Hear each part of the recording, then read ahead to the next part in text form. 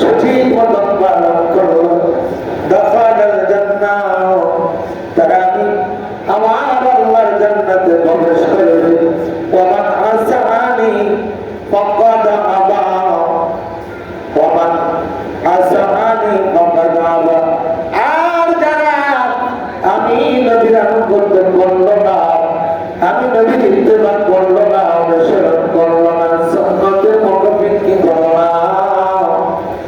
ওই লোকগুলা ছাড়া বাকি সবগুলা লোক জান্নাতে প্রবেশ করবে।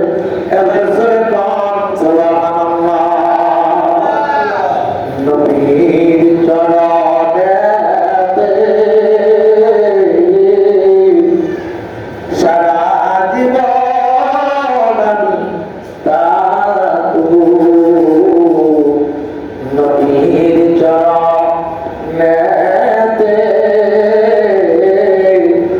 সারা জীবন আমি তাকবো। ভালোবেসে নূর নবীকে তোকে আপন করে রাখবো। নবীর চরণেতে সারা জীবন আমি তাকবো। থাকতে চাই কি চাই না? আওয়াজ হয় নাই, চাই কি চাই না? দুরূদ সালামে মিলাদ দিয়াবে, সালাম দুরূদে মিলাদ দিয়াবে, নূর নবীজিকে খুশি করবো। নবীর চরণেতে সারা জীবন আমি তাকবো। এ মুসলমান, আমার আল্লাহ কালাম পাকে বলেন, ইয়াউমা নাহশুরুল মুত্তাকিনা ইলা রাহমানি ওয়াদ্দার। একদল মানুষ কিয়ামতের দিন ঈমানওয়ালারা, আমলওয়ালারা, পরেজগারি, মুত্তাকি বান্দাগুলা, নবীর ইত্তেবাকারী, আনুগত্যকারী, আল্লাহর আনুগত্যকারী বান্দাগুলা কিয়ামতের দিন আল্লাহর দরবারে অতিথি রূপে মেহমান হিসাবে উপস্থিত হবে। সূরা সুবহানাল্লাহ। আল্লাহর কাছে মেহমান হিসেবে যেতে চাই কি চাই না? কারা কারা চাই হাত উঠিয়ে দেখাই। নারায়ে তাকবীর। আল্লাহ কবুল করুন। ফেরেশতারা আসেনি আজকে মসজিদে, শুক্রবারে ফেরেশতা আসেনি। ওনারা আমাদের হিসাব নিকাশ আল্লাহর কাছে পৌঁছান কি পৌঁছান না? দুরূদ পড়লে সাধারণ যেভাবে দুরূদ, এগুলো ফেরেশতারা পৌঁছায় নবীর দরবারে। আজকে নবীর দরবারে আমল পেশ করা হবে। এজন্য বলা হয় ইয়াউমুল মাশহুদের দিন। কিসের দিন? মাশহুদের দিন, উপস্থাপক দিবসের দিন। এদিন মা বাবার কাছে আমল পেশ করা হবে। তো আমরা যদি অতিথি হিসেবে উঠতে হয় আল্লাহর কাছে, পরকালের প্রতি ঈমান আনছি কি আনি নাই? কথা বলো না। الذين آمنوا وعملوا الصالحات الذين যারা অপরাধ এসেছে ومن الناس من يقولون آمنا بالله وباليوم الآخر ومن الناس من يقولون, যারা দুনিয়ার জগতে বলে যে আমরা আল্লাহর প্রতি ঈমান আনছি, আখিরাতের প্রতি ঈমান আনছি। হাবিব গো, আসলে তারা ঈমানদার নয়। কারণ কি? আল্লাহর প্রতি ঈমান আনছে, আখিরাতের প্রতি ঈমান আনছে, তবে আমার রাসূলের প্রতি ইত্তেবা আনুগত্য করে নাই। সেজন্য তারা কি ঈমানদার না। একটু জোরে বল আল্লাহু আকবার। আরে জোরে বল আল্লাহু আকবার। এজন্য আল্লাহ বলেন ওয়াল্লাযীনা আমানু ওয়া আমিলুস সালিহাতি উলাইকা আসহাবুল জান্নাহ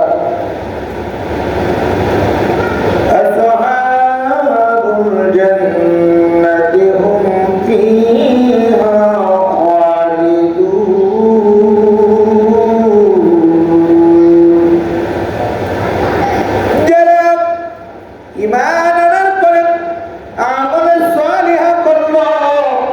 ওই লোকগুলা সাহাবাল জান্নাত, যাদেরকে তাদেরকে জান্নাতে প্রবেশ করানো হবে, ওই লোকগুলা জান্নাতের অধিবাসী হবে।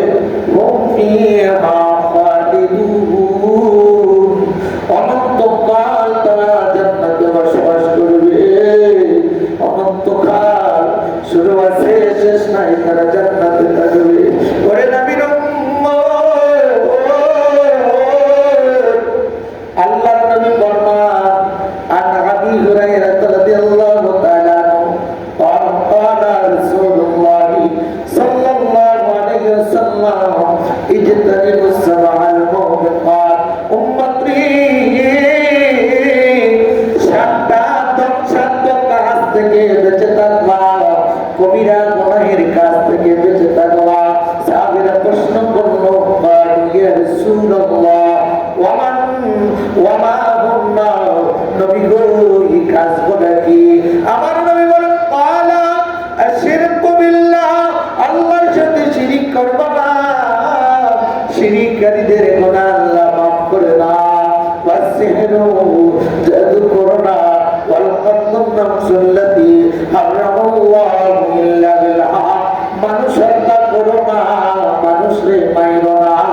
আল্লাহর বিধান ব্যতীত, আল্লাহর হুকুম ব্যতীত, একটু জোরে জোরে কও আল্লাহু আকবার।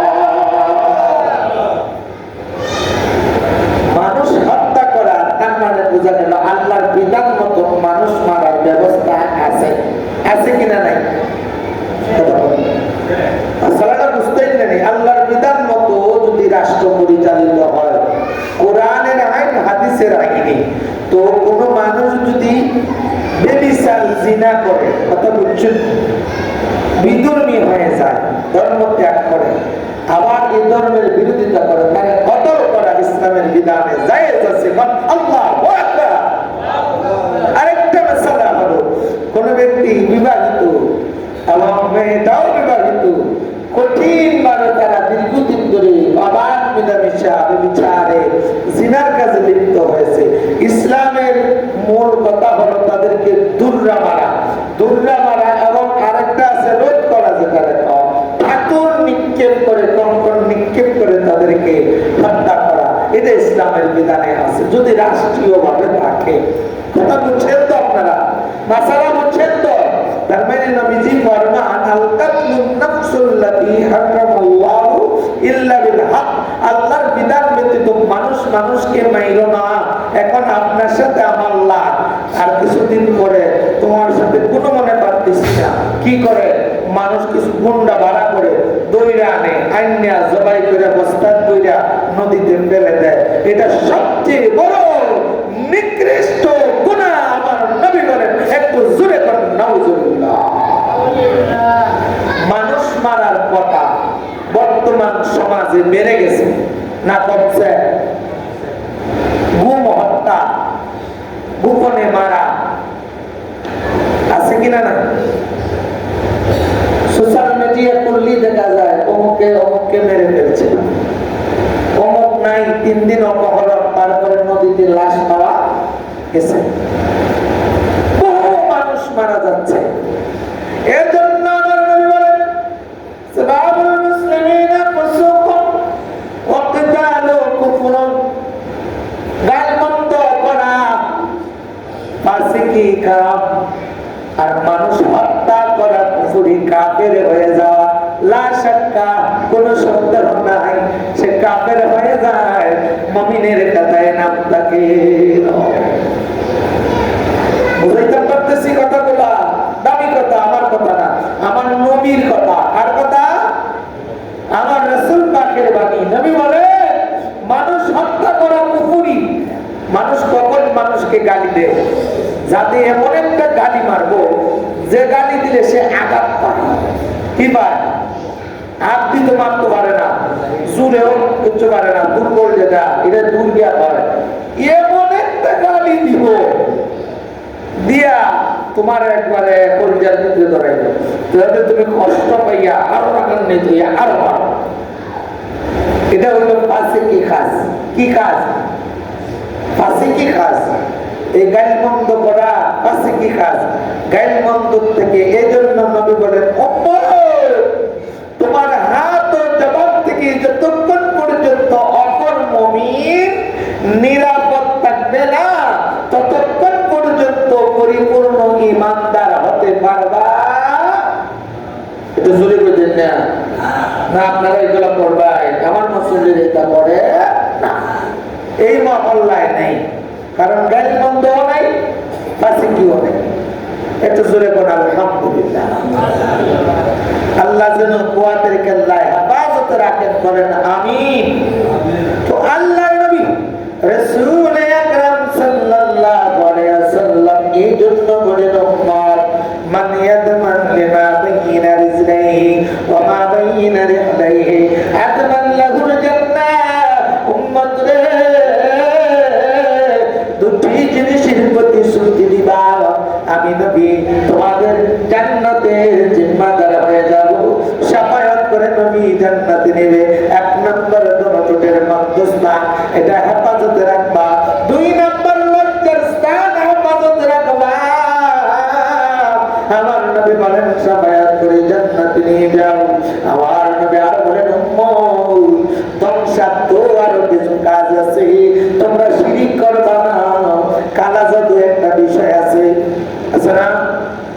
জাদু কইল না, মানুষ মানুষে জাদু কইল না। আমার নবীর একটা বুড়া ইহুদি মহিলা নবীকে জাদু করলো, বিষ পান করাইল। নাউজুবিল্লাহ। চুলের মধ্যে গিট্টু দিয়া রাখছে, মাটির নিচে। এই আলোচনা করলে লম্বা হবে। সূরা নাসের আলোচনা যদি করে লম্বা হবে, আমি এদিকে যাবো না। কালো জাদু আছে কিনা নাই? মানুষ মানুষকে জাদু করে, মানুষ মানুষকে ক্ষতি করে। করে কারা? এটা করা কুফরি, মানে কঠিন কাজ, বড় গুনার কাজ। এগুলা করতে নেই। আছে তাবিজ তোমার যারা করে লেখে, এটা জায়েজ আছে। কি জন্য? উপকারের জন্য, রোগের জন্য, মানে জিন, খারাপ জিনের ক্ষতির থেকে বাঁচার জন্য, সংসারের অমিলের জন্য, এগুলো আছে। তবে হ্যাঁ, কুফরি কালাম যেটা, এটা একবারে সম্পূর্ণ নাজায়েজ। কথাটা বুঝতেছেন তো? এটা একটা মাসালা, এটা বুঝতে হবে। এই জন্য আল্লাহর নবী বলেন, সিহর, মানুষ তোমরা জাদু করো না, মানুষ হত্যা করো না। কাজ গেল কয়টা? তিনটা। জোরে কম কয়টা? তিনটা কাজ করো না। আল্লাহর নবী আর বলেন, উম্মত রে, ওয়া আকুলুর রিবা, সুদ খাইও না, সুদ খাইও না। এখন এরা সুদ খায় না, কি তা খায়? কয় আলু মাইনাস আরেকটা কয় কি জানি, হাতিয়াটা দিয়ে দাও, বালাটার সাথে মন্দটা লাগায়, কত খারাপ। আরেকটা আছে কয় ইন্টারেস্ট খাই, ইন্টারেস্ট। বুঝুননি? 1 লাখ টাকায় আমি কিছুদিন আগে একটা সংস্থা দেখলাম, রিট নামে একটা সংস্থা। এটা 50,000 টাকা দিলে আপনার 6 মাস পরে তারা 5,000 দিতে হলো। 1 বছরে 10,000, 50,000, 1 লাখ টাকা 20,000 টাকা। এটা কি? আলু পা। আর আরেকটা কি করে? এটা বলে তারা খায়। এটা কি সুদিত না টাকায় টাকা? কথা কথা এগুলো সংস্থার থেকে বাইর হয়ে আসবে। সুদের সাথে সম্পর্ক থাকা, সুদের সাক্ষী, সুদের সাথে সম্পর্ক, এই দুটা জিনিস করা বলবেন বলে কেমনে? সবচেয়ে ছোট গুনাহ হইল মার সাথে জিনা করা। মার সাথে জিনা করা এত খারাপ যদি হয়, সুদ এটা কি করবেন না ছাড়বেন? ছাড়ার দরকার আছে নি? এই সুদ খাইলে নামাজ, রোজা, হজ, যাকাত কবুল হইব নি? কোন চাই? কবুল হইব? এই জন্য নবী বলেন, আকুলুর রিবা, আকুলুর রিবা, তোমরা সুদ খাইও না। আকুলু মাল ইয়াতীম, ইতিমের মাল ভক্ষণ কইরো না। অসহায় দরিদ্র মানুষ আছে না, সমাজের কিছু নেতারা আছে, তার সম্পর্কে শাস্ত্রল ভাই লাগে, শাস্ত্রল ভাই তার কেউ নাই, দাদাও নাই, এখন একা। তো শাস্ত্র ভাইয়া তারা একটু লালন পালন করছে, এই পর্যায়ে মুরব্বীদেরকে কিছু দিয়া কিছু বুঝাইয়া হ্যাঁ বাবা আছে, এবার আর যত সম্পদ আছে আত্মসাৎ করে হ্যাঁ বক্ষণ করে খায়, আছে কিনা না এরকম খায়, কিন্তু তাদের বরণ পোষণ তার প্রতি অবহেলা বাড়ি গেছে, বরণ পোষণও নাই। খাওয়ার তো একটা সিস্টেম আছে, ইসলামের নীতি মোতাবেক খাওয়া উঠিবার যায় তার হকদার হিসেবে, কিন্তু তাদের এতিম পাইয়া অসহায় পাইয়া তুমি যখন তাদের মাল খেয়ে ফেলবা, আল্লাহর করতে তুমি ধরা খাইবা, তোমার এই ইবাদত বন্দেগী হজ করো মক্কা মদিনায় গিয়াও তুমি কানায় কাবার সামনে সারা জীবন 40 বছর একটানা নামাজ পড়লো, মক্কার ঘরে ভিতরে হেরেমে ঢুকে আল্লাহর দরবারে এই ইবাদত কবুল হবে? আল্লাহর নবীর ফরমান উম্মত আকুলু মাল ইয়াতীম, ইতিমের মাল ভক্ষণ করো না, ওয়াতাওয়াল্লি ইয়াওমাজ যাবি ওয়াকাযফুল মুহসিনাতি গাফিলা। নবী বলেন উম্মত রে, জিহাদের ময়দান থেকে পলায়ন করো না। জিহাদ তো এখন যুদ্ধে গেলে না, জিহাদ এখন বোঝা যায় মসজিদের খামের লাগে দান চাইলে, এবং তাহাজ্জুদের নামাজ ফজরের নামাজের সময় জিহাদ দেখা যায়, এই হলো জিহাদে আকবর। যদি 10 জন মুসল্লি পাওয়া যায় তাহাজ্জুদের সময়, এই মসজিদ শুক্রবারে যেরকম পাওয়া যায় মুসল্লি, ফজরের সময় যদি পাওয়া যায়, এরা কয় জিহাদ মুজাহিদ, এরা ইসলামের জন্য মুজাহিদ, জামাতে নামাজ পড়তেছে মসজিদে, এরা আত্মত্যাগ কইরা আল্লাহকে খুশি করার লাগিয়া, এটা হইল জিহাদে আকবর, মানে তারা ত্যাগী। জোরে বলেন সুবহানাল্লাহ। গলা কাটাইয়া যত সওয়াব তার চেয়ে বেশি সওয়াব পাইবে এরকম নফসের সাথে জিহাদ করবে। সুবহানাল্লাহ। দেখতে নবীজি বলেন মানুষ মানুষকে অপবাদ দেয়, মিথ্যা অপবাদ। তোমরা সতী সাধবী নারীদেরকে, মহিলাদেরকে মিথ্যা অপবাদ দিও না। সমাজে এরকম কথা আছে কিনা নাই? কোন মহিলা ব্যভিচারের কাজ করে নাই, এই কঠিন মাসালা লম্বা করবো না, সমাজে বলে ফেলি। তাকে 2 জন মানুষ ষড়যন্ত্র করে, 10 জন মানুষ ষড়যন্ত্র করে বলে, তার উপরে একটা মিথ্যা অপবাদ তুলে দেই, এবার মহিলার উপরে তহমত উঠে গেল, অপবাদ উঠে গেল, মূলে সে ব্যভিচারী নয়, জিনাকুর নয়। আমার নবী বলেন উম্মত রে, ওয়াকাযফুল মুহসিনাতি গাফিলাত, ব্যভিচার সম্পর্কে মহিলাটা গাফিল, জানে না, তোমরা ষড়যন্ত্র করে পালাইয়া দিছো। পুরুষ মুসলমান মসজিদের ইমামদেরকেও তারা ছাড় দেয় নাই। এখানে বর্তমানে আরেকটা নাম দিচ্ছে, কি তা জানি কয়, ওই যে কোনো ষড়যন্ত্র বানায়, এটার নামটা কি জানি, এই যে কয় মানে নতুন ক্রাইম তৈরি করেছে, মানে মিথ্যা এরকম ক্রাইম তৈরি করা সম্পূর্ণ রূপে কঠিন গুনাহ, কবিরা গুনাহ। এর থেকে যেন আল্লাহ হেফাজত রাখে। পুরুষ হোক নারী হোক মিথ্যা অপবাদ দিবে, আপনারা দিবেন নাকি? জোরে কোন মিথ্যা অপবাদ দিব না, আরো জোরে কোন মিথ্যা অপবাদ দিব। এটা হলো একটা ক্লাস, শিক্ষা। এই 7টা কাজ আমরা করব না। আরেকটা হলো ওয়াবিল ওয়ালিদাইনি ইহসানা, মা বাবার অবাধ্য হবেন না। মা বাবার বদদুয়া, মা বাবার নেক দোয়া দুটোই আল্লাহর দরবারে কবুল হয়। মারে কষ্ট দিও না, মারে কষ্ট দেওয়া কবিরা গুনাহ। মোট কাজ হচ্ছে বড়া 8টা, আরো এরকম কয়েকটা কাজ আছে যেগুলা আল্লাহর নবী জোরালো ভাবে নিষেধ করছেন, উম্মত কইরো না। এগুলোর থেকে বাঁচার দরকার আছে কিনা নাই?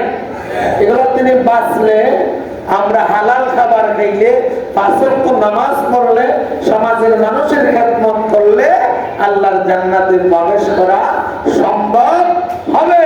আল্লাহ যেন কবুল করেন, বলেন আমিন। ওয়া আলহামদুলিল্লাহি রাব্বিল আলামিন। আস্তাগফিরুল্লাহ, ইন্নাল্লাহা গাফুরুর রাহিম। আমিন।